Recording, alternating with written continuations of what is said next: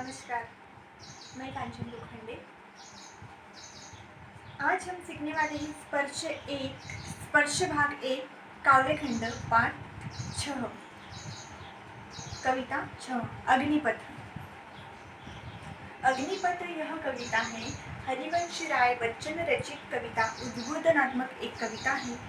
और हरिवंश राय बच्चन ने इस कविता में बताया गया है कि मनुष्य का जीवन जो है यह संघर्ष से भरा हुआ पथ है, संघर्ष से भरा हुआ मार्ग है और हमें इस संघर्षमय जीवन का सामना करना है। सामना कर हमें आगे बढ़ना है।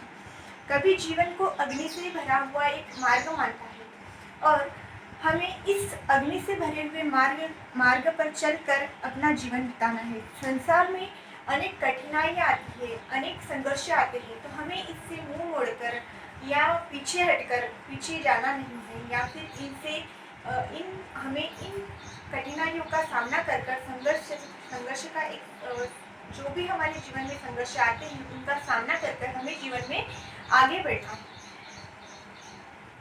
अश्रु स्वेद से मतलब जब हम संघर्ष का सामना करते हैं तो हमें अनेक कठिनाइयाँ मुसीबतें आती हैं, हम रोते हैं, हमारा रक्त बहता है, अश्रु स्वेद पसीना आता है हमें, फिर भी हमें इस परिश्रम से या संघर्ष से पीछे हटना नहीं है, बल्कि इनका सामना करके हमें आगे बढ़ना है। ऐसा जो मनुष्य करता है वही जीवन में सफल होता है। तो आज हम कविता सीखने वाले हैं अग्निपथ। इसका पहला पद है, अग्निपथ अग्निपथ अग्निपथ। वृक्ष हो भले खड़े, हो घने हो बड़े, एक पत्र छाह भी मांग मत मांग मत मांग मत। अग्निपथ अग्निपथ अग्निपथ। यहाँ पर हमें अग्निपथ यानी बहुत कठिनाइयों से भरा हुआ मार्ग यह कवि बता रहे हैं। अग्निपथ यानी संघर्ष से भरा हुआ मार्ग, परेशानियों से भरा हुआ मार्ग, यह कवि ने यहाँ पे हमें बताया है। संघर्ष और चुनौतियों से भरा हुआ यह मार्ग है। वृक्ष का मतलब है पेड़, पर यहाँ पर हमें वृक्ष का मतलब यानी कवि बता रहे हैं कि वृक्ष यानी सहायक, घने यानी बहुत अधिक मात्रा में, और छाह यानी छाया। मतलब वृक्ष हो भले खड़े, हो घने हो खड़े, एक पत्र छाह भी मांग मत मांग मत मांग।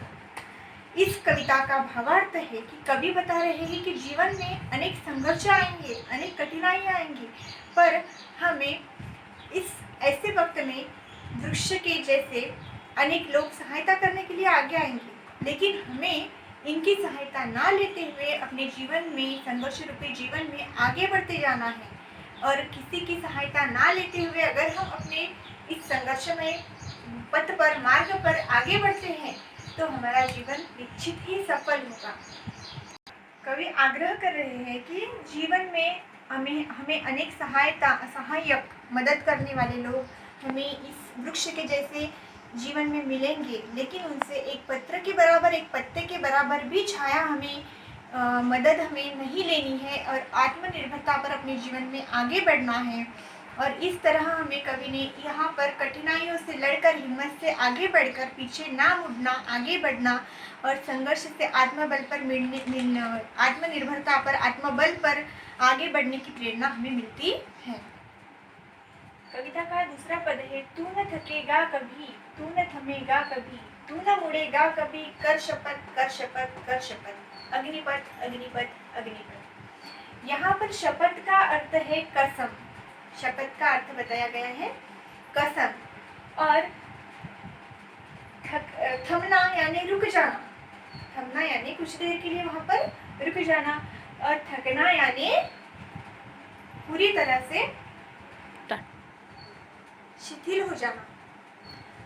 जब मनुष्य कार्य करते वक्त थक जाता है तो शिथिल हो जाता है, मतलब पूरी तरह से थक जाता है, तो वह सोचता है कि यह कार्य अब मुझसे नहीं हो सकेगा, मैं ये कार्य छोड़ देता हूँ।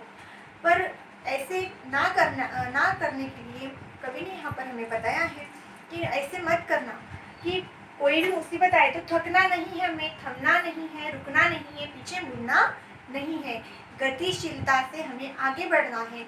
अपने आत्मनिर्भर होकर कवि कहते हैं कि संघर्षमय वातावरण से जूझकर हमें जूझना है, कठिनाइयों का सामना करना है और आगे बढ़ना है। और कवि कह रहे हैं कि इन कठिनाइयों को तुम डरो मत, अपने बल पर आगे बढ़ो, अपने आत्मनिर्भर होकर आगे बढ़ो। और इस पद में हमें कवि ने बताया है कि गतिशीलता व्यक्ति के जीवन में बहुत महत्वपूर्ण होती है।